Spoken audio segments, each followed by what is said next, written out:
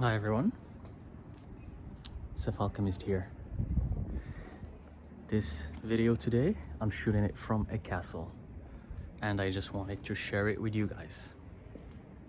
So my friends, follow me. I'm gonna show you the beauty of this castle. There's no one here because I came in quite early. It's a cloudy day, it's a rainy day. I'm pretty much the only one in this castle. And I just feel like coming here because I love this castle so much. It has the view on the Mediterranean Sea, as you can see here. Look at that. And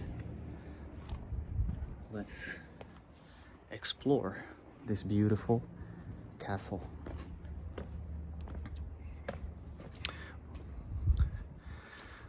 So I'm walking on the top of the mural that surrounds the castle, and that's the entrance. Look how beautiful it is. It's a small castle compared to other ones I've seen around this area. This is the area of Greece / Turkey, that Mediterranean area where the ancient Greeks lived. The ancient Greeks, this is where they were living. And I've had a past life reincarnation here. And that's why this place seems so natural to me. Very, very natural. Look at the beauty of the Mediterranean Sea. I'm not sure if you can see it properly. I wanted actually to live this video, to make it live, but I was worried that my internet connection would be cutting down a lot, because I'm not sure if the upload speed is right. But so this is where ancient Greece was. It was around this area. It was here. And I've had a reincarnation here. I've lived here in one past life reincarnation, and that's why even my physique and my look and my vibe fits this area of the world more than anywhere else. I'm not from this part of the world, but when I walk here, everyone thinks I'm a local, because my soul print has this vibe. Look at the mountains there. The mountains are beautiful. Look at the walls. We're gonna walk right there in that little alleyway to see some other views there. And this castle has also a museum. It's like a small castle, but it has a museum down there. We're gonna see it later. So this is a one-shot video. There's no editing, there's no cutting. Here again, beautiful views.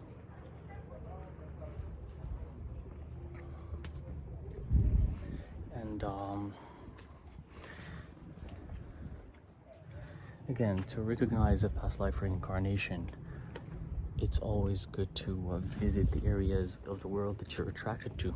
You can visit them, you can travel them, and you can see how much they resonate with you. And then the moment you step foot there, when you go there and you step foot there, you're gonna know that's where you've lived in your past life. You just know it right away. That's why traveling is very important, because it helps you remember. It's part of awakening. It's part of knowing who you are. Look at that, these beautiful tiny houses there. This is the old town part of this area. It's the old town. They call it the old town. Again here, like nice little balconies and patios. I guess that's another area of the castle over there, but I have to go through it from there and go around, because this is a dead end right here. That's a dead end. So this is another shot. And with these castles, again, this castle dates back, I think, to between 300 and 400 BC. Between 300 and 400 BC. So it's even this was up before even Christ was born. So this stuff is old. This is where the ancient gods used to live. This is where the ancient gods resided, you know. And the Greeks they're the civilization that learned everything from ancient Egypt.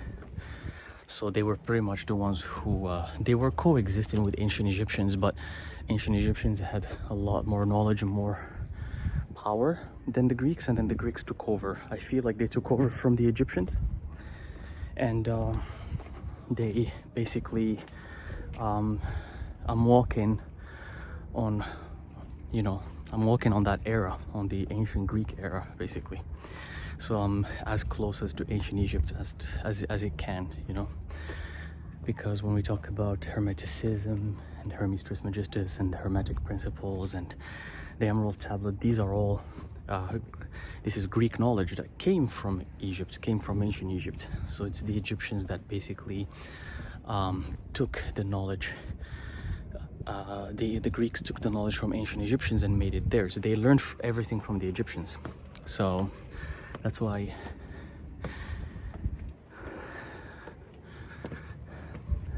to gather information and research, it's good to always go to ancient sources, to as old as possible. For example, what the Egyptians had to say or what the Greeks had to say will be the closest to the truth, or the closest to what makes sense, versus something from the medieval times, because by the time of the 15th, 16th century, a lot of things were translated in different languages and they lost their original meaning. Look at that beautiful sky, the mountains, look at this view. It's incredible. It's incredible. Again, because it's a rainy day, because it's a cloudy day, there's not many people. Usually in summertime, I came here last year in summertime and it was packed. It was packed with people. Like you couldn't even take a proper photo. But look at how empty it is today. And it's beautiful, it's gorgeous. And these castles, the Greeks, they always knew how to place their forts or their castles. They would go to the most strategic point of the whole peninsula, for example, because this is a peninsula. You see how it's surrounded by mountains there, everywhere, because there's many openings there to the Mediterranean. There's many openings, but the mountains act as walls for the enemy. When they come to attack, they first have to pass through the mountains to even reach here. That's why they always settled in these peninsulas around the Mediterranean, and they made these forts in very strategic points. Same with the fort in Malta, the fort of I have a video about it. I have a video. I'm actually showing in my channel a video visiting the fort in Malta. I forgot what it's called because it happened a while ago and I travel a lot. I forgot what it's called. Fort Saint, I don't remember. Just you go visit it. It's a beautiful, beautiful fort, and it has the most strategic point of the island of Malta. It's overlooking the opening of the ocean, and you can see if the enemy is attacking. It's very elevated. You have a view of the whole land. See, if I look around, you can see the whole land around from here. You can see everywhere. So they knew what they were doing. And again, all of this knowledge they learned from the ancient Egyptians. So can you imagine what was in ancient Egypt? Unfortunately, we have only very, very crumbs of history, of archaeology, archaeological sites. I call them crumbs because they don't represent really much. But can you imagine what existed in ancient Egypt, in ancient Atlantis, the beauty of that?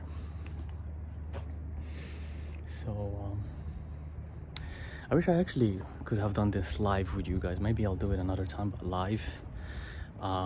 Because I had this gut, and I always follow my gut feeling. I had this gut feeling that the internet connection is gonna be so bad and the resolution is gonna be low and it's gonna be cutting and the voice, you won't be able to hear it. Here I'm going to even a more elevated point. Look at this. Look at that view.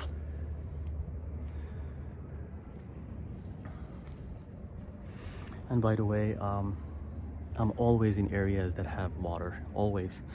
Ocean, Mediterranean, the sea. I always live in areas that have water because I live in different places. I always move around. and I never settle in one place, but every time I decide to settle in one place for a few months, I choose to be near water, always. It's a must for me. It's a must because the water energy calms me down, and it helps me embrace my flowy flowy side, which by nature I don't have, or I lack. So by nature I'm very rigid, I'm very structured, I'm very organized, I'm very logical, and having this watery energy balances me out. It helps me balance my energy and become more fluid, more flexible, more flowy, more intuitive. So I have to be always near water, but it's so very, very cool.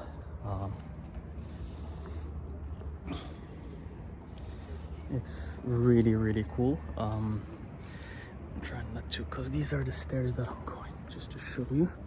There's a lot of stairs and I'm trying not to slip or fall or anything like that. So I can't really get enough of this. I can't get enough of this. This is my second time coming here, and I'll actually maybe show you other castles if I go to them in this region of the world. There was actually, I wanted to shoot an amphitheater, which was amazing, but it was closed. I think due to COVID, it's closed, so I'm lucky that this one is open. But I wanted to film the original plan. I went to this amphitheater in the same city here. There's an amphitheater. I went there, but it was closed, and it's an awesome amphitheater. But I'm like, okay, let me show them the castle, because I almost forgot about this castle, because I've been here before last year, a year ago though, last year. It's been a while, so for me too, it's like, and my visit last year was kind of weird because it was packed with people, and I didn't enjoy it as much. There's some cannons on the floor. And now let's go to the museum part, where we get to see basically the museum side of this castle, because in the rooms of the castle they put like tiny museums that you can visit. Let's go and see how these museums are, where there's artifacts and really beautiful stuff, because myself, I haven't seen them in so long, but let's go check them out. Look at these anchors, huge anchors. Okay, so let's start here.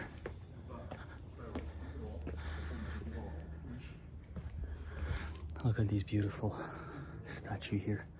Look at the details. Look at the details. I can't believe that in 300-400 BC they're able to sculpt something like this.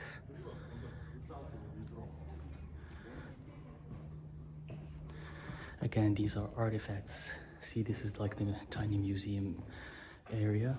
These are all artifacts and objects that they found in this castle or in the surrounding area of this Mediterranean area. Look at the bowls and all of the ceramics and the terracottas, the statues. That these are all, they say that either people worshiped them or they used to be decorations. So either they were gods, they were deities that people worshipped. Look, unbelievable. Nothing has changed, because we still decorate our houses with statues. We still have deities as statues that we also use for invocation and rituals, right? Well, nothing changed. Back then it was the same, even thousands of years ago.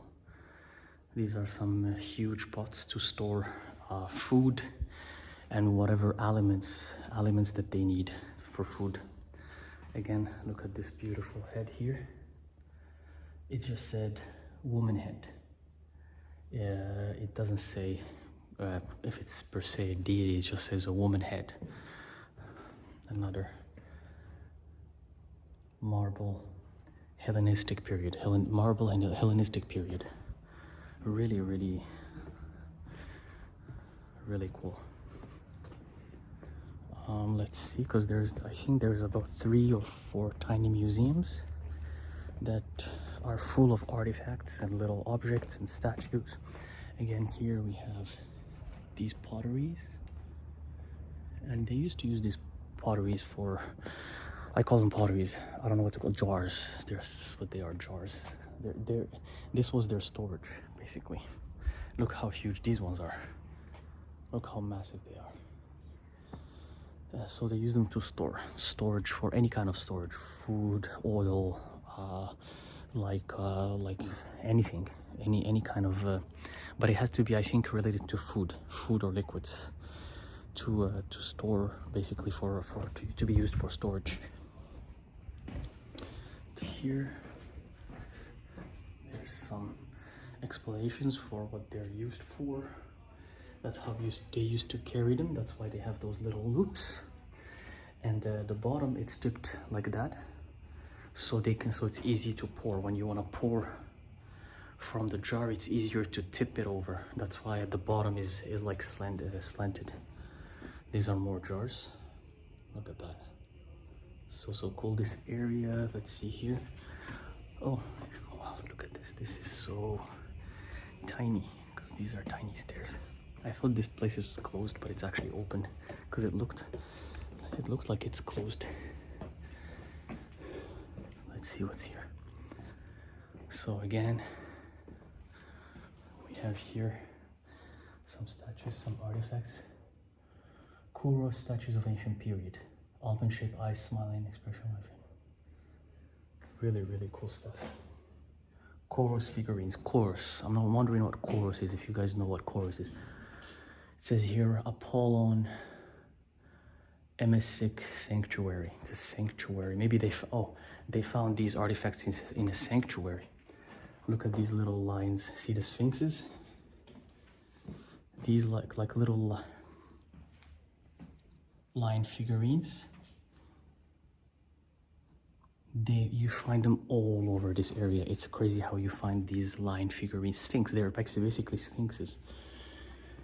You find them here too. Here I see some ram. There's the ram, there's cows. Look at all these artifacts. And a lot of them, they know what they were, and many of them, they don't know what they were, you know. Look again, the lion here. And again, the lion is the king of the jungle, so it used to represent courage and strength. Let me show you jewelry to show you that nothing have changed. Look at the jewelry. Look at the rings. I'm not sure if the camera, it's hard to show in this camera angle, because it's kind of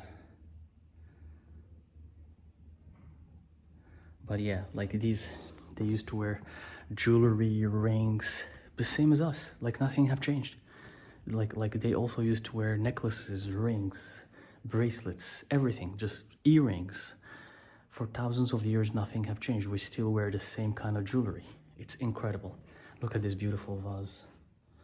Look how gorgeous this is.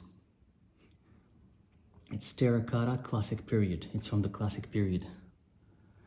Look at this. It's so gorgeous. And again, the Sphinx near the pyramid, Great Pyramid, the Sphinx of Egypt. That's not the head of the pharaoh. Before that, there was the head of a lion, not the pharaoh, because it's even because in that era, when the ancient Egyptian era was the Leo era, and it's pointed to the Orion constellation, and Orion is represented by Leo, by the lion. So that Sphinx, it had the head of a lion, and the pharaoh who took over in one period wanted to tell the world that he is the lion, he is the boss. So he took off the lion head and put his head instead to represent strength and that he's the boss. But the Sphinx usually have a lion head. It's not, that Sphinx is basically a lion. Here's other statues.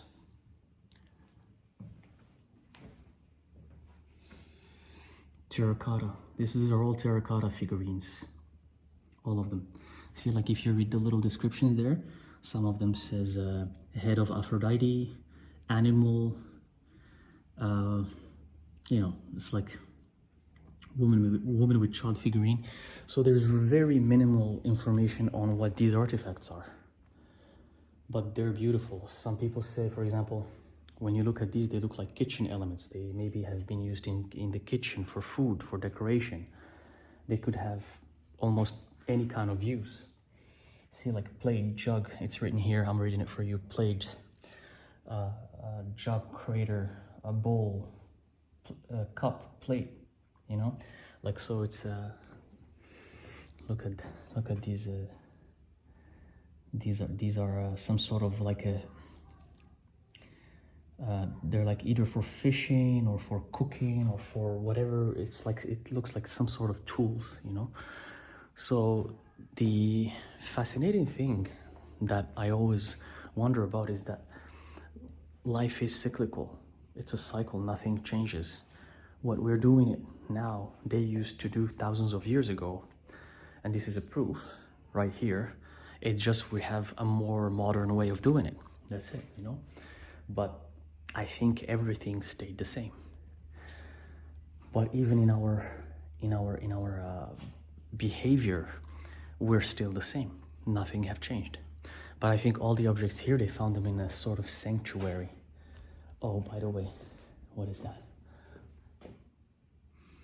Statue of Terracotta, late classical period. No, it's okay. I just thought it was something important, but it's not. But yeah, like it's incredible how these things, when you go to these museums and see that these things existed like this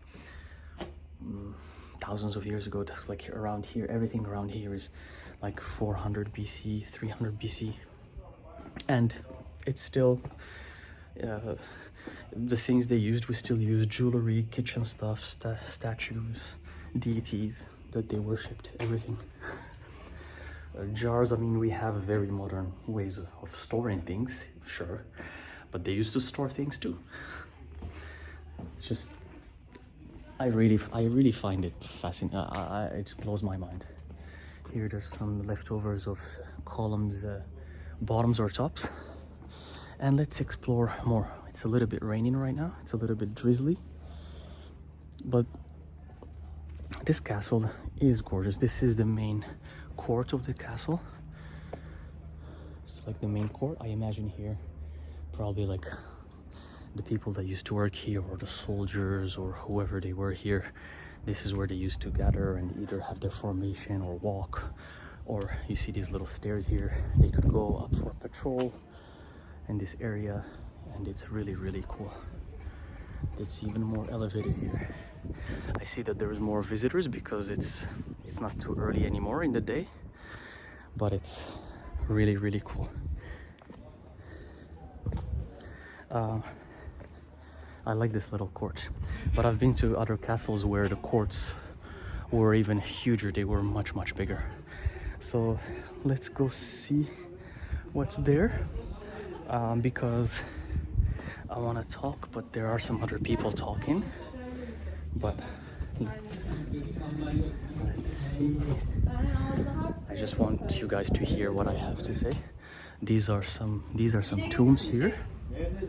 I think these are Ottoman tombs from the Ottoman rulers when they took over, because the Ottomans eventually took over this area. Oh yeah, I think I haven't mentioned it, but I think, have I even mentioned it? It's Turkey. It's Turkey. This castle is in Turkey, southern Turkey, the southern part of Turkey.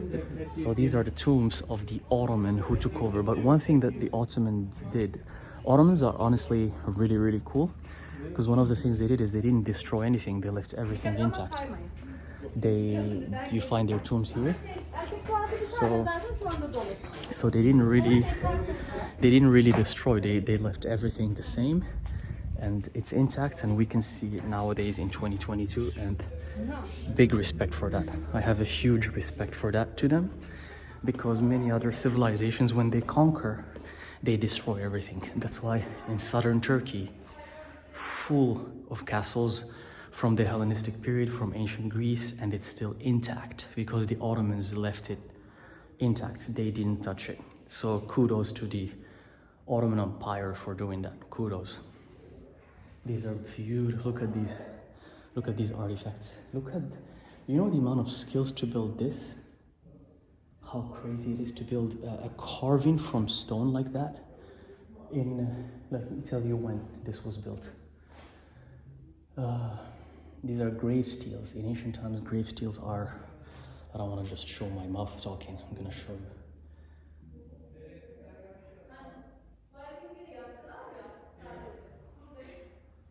Age of death is written. So yeah, these are graves. These are grave steels. It's what they put on the graves. They used to decorate them like this. So when someone dies and they have the grave, this is what you see. Look how beautiful they are. And we're talking about thousands of years ago. This is the steel of Datra. What is this? This stone. I gotta read this because this looks epic. The stone and grave are those of charcoals who once having pulled the shores. The sea has given. It looks like some ancient Greek language, or it's probably Greek. It's probably Greek. Look how cool it looks like. This is the bust or the head of a male statue. Again, there is no information about who these people are. Look at these little tiny. I think this is what is this? This is interesting. It looks like a sarcophagus, but for a baby. Maybe when an infant dies at a young age, this is the sarcophagus for them. Because there's little kids in there, and you see the deities on each side. It's like a sort of guardians. Really, really cool.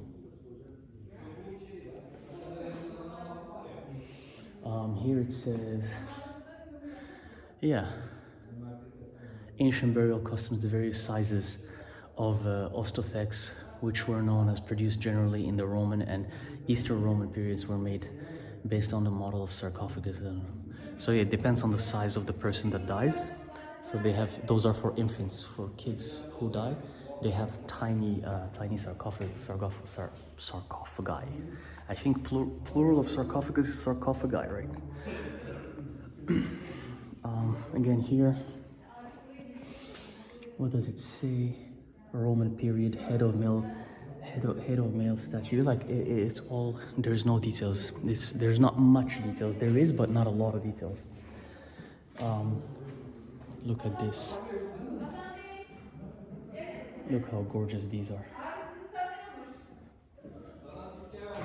Apollon altary, the frieze of Apollon altar. This is the Apollon altar. So it says Apollon terrace is located just below the round temple terrace in ancient city of Knidos at the tip of Riza Peninsula and Dacia, which is blah blah blah. Dedicated to Apollo. Also, these were retracted from a temple dedicated to Apollo, the god, of course, Apollo, the ancient Greek god. These were dedicated to him, these statues, and they retrieved it from a temple that was dedicated to him in this area, and they're exposing them here. What else they say here? The remains of a colossal statue's leg are inside the temple. This piece most likely belongs to a cold statue of Alfred. So yeah, they were retrieved from the temple of Apollo. These ones, very, very cool ones, and you can see because it's for Apollo, the carvings are very high end. Look at this, and it's actually, by the way, this is marble. It's pure marble. It's like carving. Look at this one. Look how gorgeous this one is. Pure marble.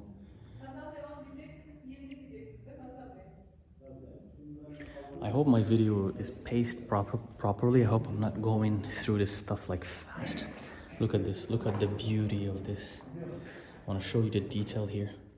This is all carved out of one piece of marble. One piece of marble. And people more than 1,000 years ago were able to do this. Yeah, it says female statue. So guys, they were advanced. These people knew things. They knew technologies. They knew what they were doing. They were not as how we think of them, you know, like as hairy barbarians who didn't know anything. These guys had technology, and they knew what they were doing. So now I'm gonna go to one last museum. There's like a tiny other museum upstairs, and it goes on the stairs. The stairs are really, really high. Oh, this one looks really cool. This full of like these. Oh, there's a lot of jewelry here. Wow. Look at these jewelry, it's so cool. It says here, these are all gold. It's here. It says, oh, sorry. I was asked to wear the mask by the security.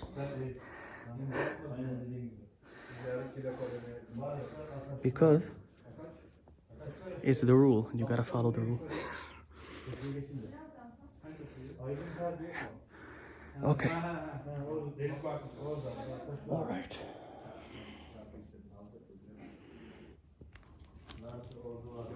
I don't know why this my mask look. Oh, whatever. I have to fix it so it's not. So it's probably put. All right, there we go. So now that I'm wearing the mask, I hope you can still hear me properly. If you can't hear me properly, it's okay. You can enjoy what I'm showing you. But these are like gold, and these are all like actually gold jewelry. And it's amazing because you would think that things were different back then, but things were the same. Nothing really changed. Things were exactly the same. Look at all the jewelry. These are you find some crosses here too. Because I think this is from the Roman era. This is more like, this is more after birth of Christ. Here we have some glass jars made from glass.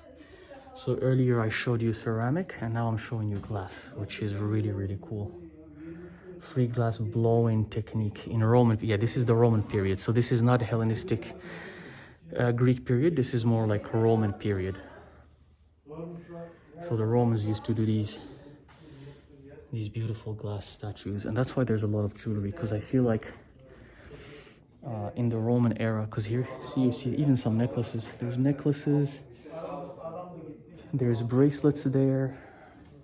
There's like, you can see bracelets, you can see rings. It's like what we do right now. It's not much have changed. The only difference that we have is technology. Well, they also had technology, but our technology is more modern. Another beautiful pottery. Look at that. And again, really cool stuff. Here, terracotta figurines. And again, I think this was probably a goddess, but they don't say the name. It seems like it's unknown, but it looks like a goddess. They just say female figurine, terracotta, Roman period. But I'm pretty sure it was a deity, maybe Aphrodite, you know. It was a deity, but there's not much information because they find this stuff and some of it they know what it is, some of it they don't. Look how much pottery here too as well. Really, really cool. Really cool stuff. And yeah, so I think this is the last. Oh, this is the coins. I'm going to show you the coins. This is the money that the Romans used to use. Look at the coins. Silver, we even have gold. You have gold there. It says the coins of East Roman period. Coins of classic period. Hellenistic period. There's coins of all of the periods. Hellenistic, Roman, Ottoman, even from the Ottoman period. They put all the coins here in one section. This is really cool. This stuff is really nice. And even the room that's, you know, it's really cool. Look, even the jewelry. It's like, I would wear some jewelry like this. I would want something like this. Look at this. And guys, this is from the Roman period. It's written there. That jewelry I showed you, Roman period. So this jewelry is better than some of the jewelry we have nowadays. Look at these earrings. I want to wear this. Look at, can you see the earring? I want those earrings, the gold ones. The camera angle is so weird, but I want those earrings.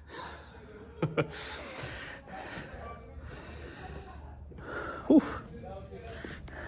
All right, these are tiny stairs, but I think this is it. I'm gonna do one. By the way, I wanted to shoot my drone here, but they wouldn't let me because it's against the rule to fly a drone on top of a castle, so I left it at the entrance. But it's all cool, like I can shoot drone footage somewhere else. And yeah, those are the Ottoman tombs I was showing you earlier. They have some beautiful writings in Arabic, very beautiful, from the Ottoman period. It's so hard to talk with these masks on. But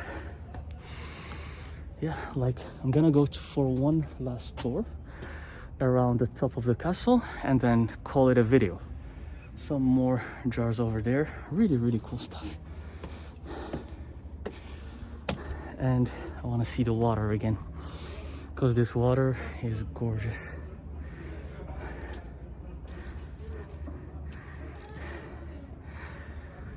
Whew. These stairs are like a... But yeah, so this castle honestly is worth visiting. It's so cool. It's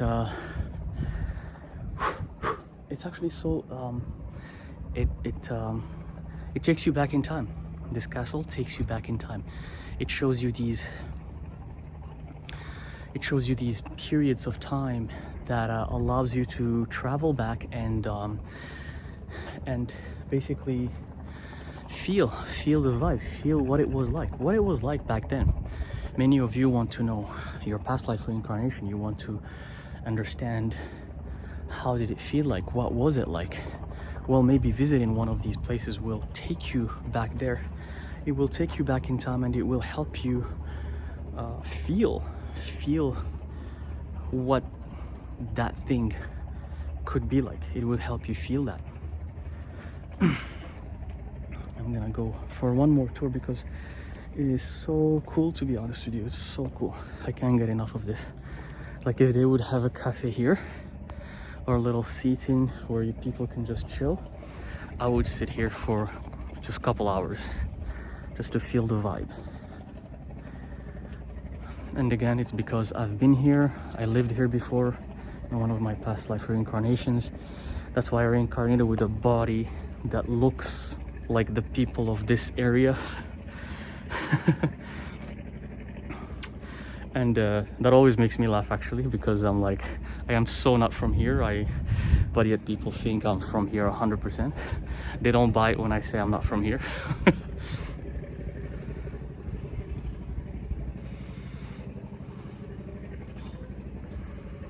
And again, showing you around, I'm gonna go over there, and then that would be my last point.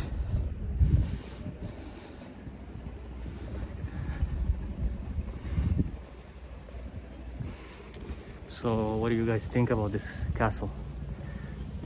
You know, I believe in no coincidences. There are no coincidences in life. So do you guys believe that some of you have already been, if you're seeing this, if you stumbled across this video and you're watching it, do you think you've been reincarnated here? Because there are no coincidences. You think you have lived in this area of the world before? Because day after day, I'm asking spirit and I'm asking my demons to prove me that life is not random, to prove me that things are not coincidences. And I kid you not, since I did that, every day I'm given a sign, I'm given something that tells me that life is not a coincidence. Every day I'm proven that there's always a meaning behind every single tiny thing that happens. Everything. And by the way, positive or negative, there's always a meaning behind what happens on daily basis. There's always a meaning. So I'm grateful that the spirit and the universe heard my call and have been giving me these signs, because I'm relieved and I love it. It gives me a certain kind of relief, basically relief. And I will elaborate on this more in my other lives with you guys, but there are no coincidences, there's no randomness. If you guys are watching this, it's for a reason. If I'm filming this, it's for a reason. And especially that I'm filming this without planning. I was planning to film the amphitheater and I ended up here. So the more things are happen randomly without planning, the more you know. Those are the things that are meant to be. That's what I've been learning recently, and that's part of becoming the master, the ultimate master who knows what existence is all about. Riding the flow of the universe, just like that beautiful water, like this beautiful castle. I hope you guys enjoyed this video. It's been 40 minutes. The whole visit lasted 40 minutes. I was talking all the time. I hope the pacing was fine. I hope this is gonna help in any shape or form for you. Thanks again. Thank you for watching, and I will see you in the next video.